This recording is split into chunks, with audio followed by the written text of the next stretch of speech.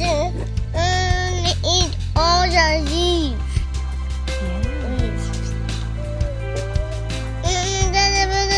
Eat that one now. We're gonna move the caterpillar because last year they didn't make it, so we're just cutting it because last year they didn't. They died. And okay, little caterpillar, it's time to go into your new home. Yum, yum, yum, yum, yum, yum, yum, yum, yum. This is so yummy. Thanks for giving me this container and this milkweed. It's so good, even with the wiltiness. Yum. Well. Num, num, num, num, num. This is so yummy. This is so good. I'm getting big.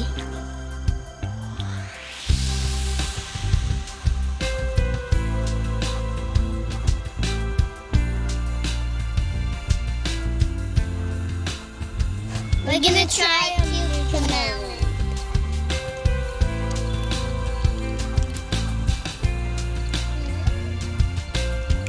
Whoa! Yeah. It tastes good. It tastes just like a cucumber. Really? Really? It does, yeah. And that one was ready. What do you think? No time. Woo! Yummy. It's a little bit better though. Mm-hmm. Let's see. This is now on this is found one. Here, sweetie. You try. Can I have another one? Yeah. Me too.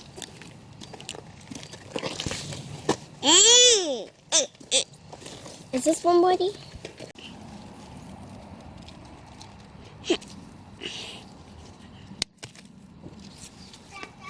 No.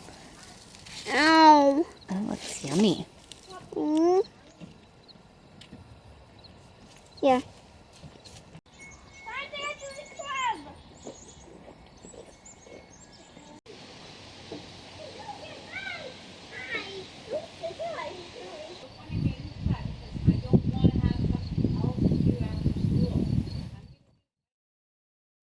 Hey guys, it's Saturday, August 14th, halfway through the month. We definitely feel like we're in the home stretch of the growing season for this year, unfortunately.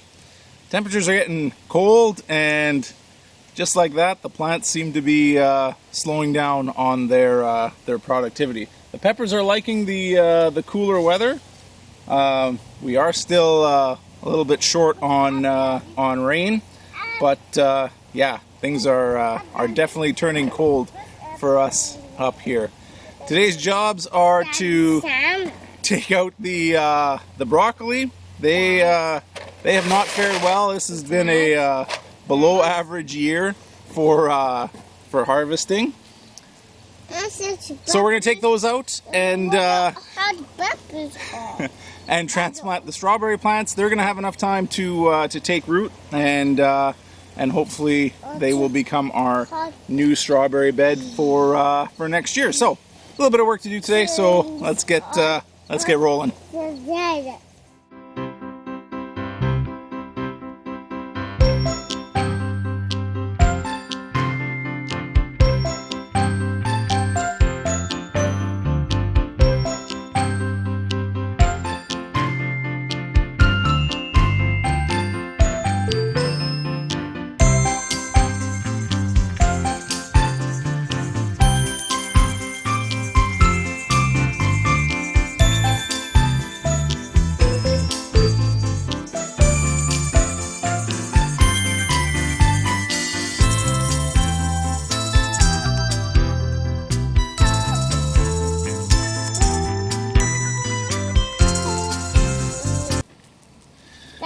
That's a big one.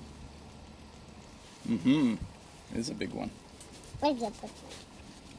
Okay, so here we are in the broccoli bed. This is the second year in a row that we've had pretty adverse growing conditions when broccoli really like cool temperatures when they're growing.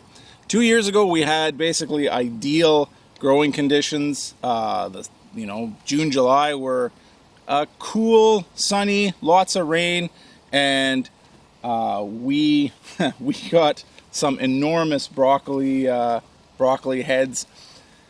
This variety, if the conditions are right, it grows very flat broccoli heads and very large. They're really good. You can see, if I'll take a couple out.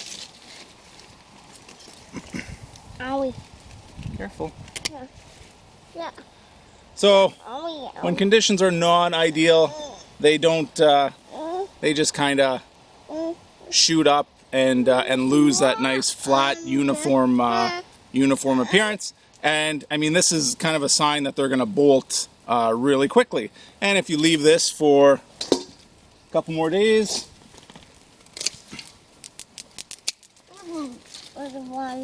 you end up with something like this, which there's a couple flowers already have already formed, but by this stage, clearly they are no good to eat. There's a few smaller ones in here. Again, being in the home stretch for us, there isn't going to be enough time to have them grow. Even though the growing conditions are kind of improving, we're getting cooler weather.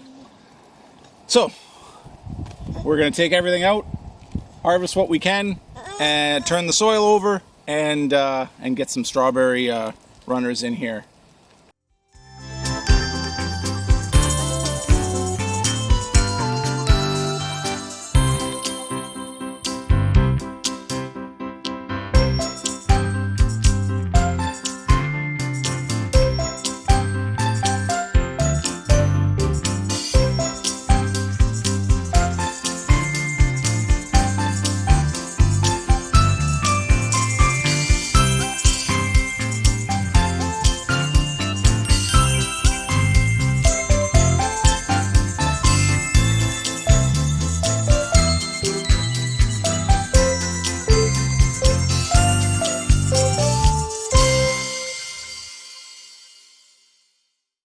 Okay, so hopefully we have enough runners from this bed to transplant into the new bed. If not, that's okay.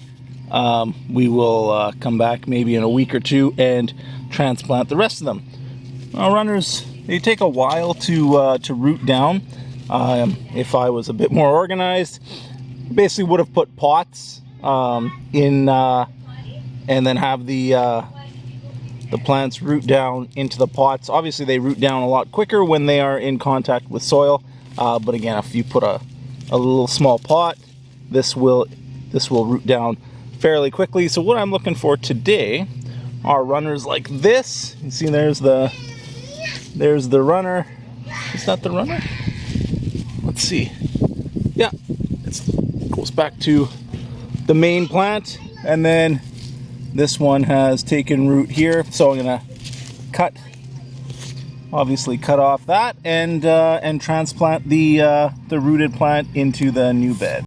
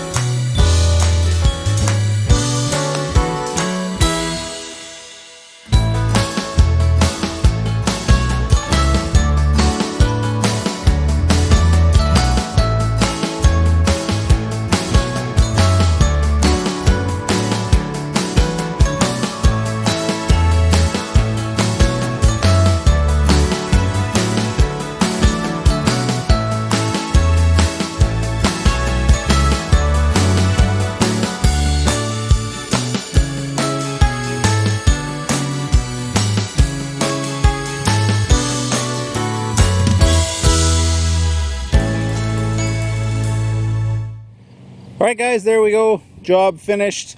Now we did run out of, well, let's call it well-rooted runners. So a lot of the ones on this side of the bed are just runners that have, you know, a little bit of a root node showing. We'll see if they survive the transplant, if they actually can grow roots fast enough to sustain the plants. I'm optimistic because strawberries do store a lot of energy in the crown part of the plant. So who knows? Maybe they will make it.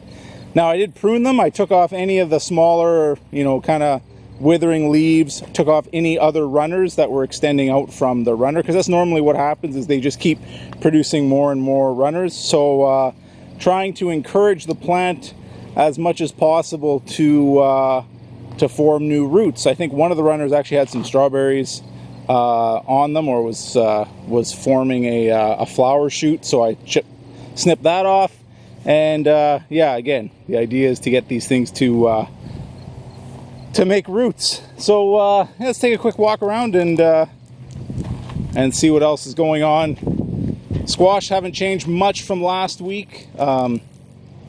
We're in mid-daylight, so some of the leaves are a little wilty. We have been watering. I put a ton of water on the new strawberry bed. As you can see, when I was turning it over, the soil was super dry, even digging down, you know, a foot under the surface.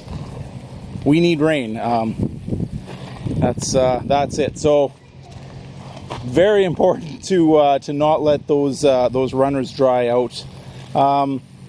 Melons are doing well. This is probably our biggest melons are over here. There's 4 of them right there. Again, if we get, or 5 of them, there's one over there. If we get a good stretch of a good September, those will be probably the biggest ones we've ever grown in this garden. Squash are slowing down. The zucchini, sorry, are slowing down. It's like a light switch was turned off. Their flower production has just dropped off, almost non-existent, and all in the span of you know, a week. So yeah, the season unfortunately is coming to an end. Blueberries are just the last of them are ripening up. Now the old strawberry bed, I'm probably not going to take these out just yet. I don't have anything to replace them with, and a couple of the plants have still got some berries on them, so we'll give this bed a good watering and a good weeding, and yeah, see if we can get some strawberries out of it. Lettuce are still doing well. Dill is, once this plant gets rolling, it's just it's quite quite productive, which is good. We use a lot of dill. We've pickled a lot of things already, and with this plant, the sooner you start trimming it back, the quicker it starts producing new growth. So don't be scared to trim your dill plants. Tomatoes, hoping they start ripening up soon. Again, we are, I don't know, ones like this, I don't think they'll have the enough time to grow, but we are starting to harvest. Again, a lot of them slowly ripening up. A couple plants just called it quits. It's yeah, not a blockbuster year for tomatoes. Probably below average from last year's take. We ended up harvesting cabbage. You can see the bare spot there.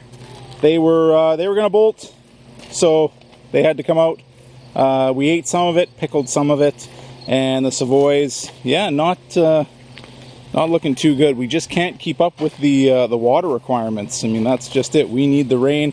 And cauliflower, even though initially they were looking promising, haven't formed any heads yet. So this may be the final year for cauliflower in this garden. Did I say broccoli? Cauliflower. The cooler weather has given some relief to the pepper plants. They are starting to produce long red cayenne. Those will have time to ripen up. Jalapenos, lots of jalapenos on the plants. We just harvested banana peppers and some green super shepherds that we're going to use for salsa. But lots of super shepherds, which we'll leave to turn red. Eggplants. The plants are bigger than last year, but so far I haven't seen any eggplants. I think there's one back there. So while they look promising, they are not, unfortunately, not producing, and we are running out of time. And celery looks the same as always. It just sits here and doesn't seem to grow. I don't know, it might be the final year for celery as well. Onions have all fallen over. Not a good year for onions, well below average. On the other side, well above average year for carrots. The one, I think it was 2 years ago when we had a good harvest of carrots in a 5-foot section like this, just a tiny section. We pulled 60 pounds of carrots out. So yeah, looking forward to a good harvest there. The kale have bounced back from their bug attack. They were getting chewed on by the bugs pretty badly, but you just leave them and the new growth seems to be unaffected by the insects. I mean, you can see the cabbage whites, so we have to get those things out of there. And there's another. It's been the year of pests, I tell you. We haven't seen bugs like this in a long time, and beets are doing pretty good. Not bad. Just need to get a little bigger. It's hard to tell whether or not we're going to improve on last year's numbers for beets. Cucamelons, butternut squash, all doing well, same as last week. And the pickles, we've harvested quite. I think we're up to about 20 pounds of pickling cucumbers. Slicing cucumbers really haven't done much. We are going to be well below our weights for last year. They just never really took off, as opposed to the pickling cucumbers, which have done very well, but again have started to slow down noticeably in their production. There's only a few spots that have flowers, and that we're going to be harvesting from. And of course, cucamelons, we have a ton growing, and some of them are ready to harvest. I'm actually going to give one a taste test here. Okay, and after a rough start, the cucamelons have taken off and are starting to produce tons of cucamelons. Quite a few of them are ready. Actually, it's a pretty interesting plant. Let's see how they taste.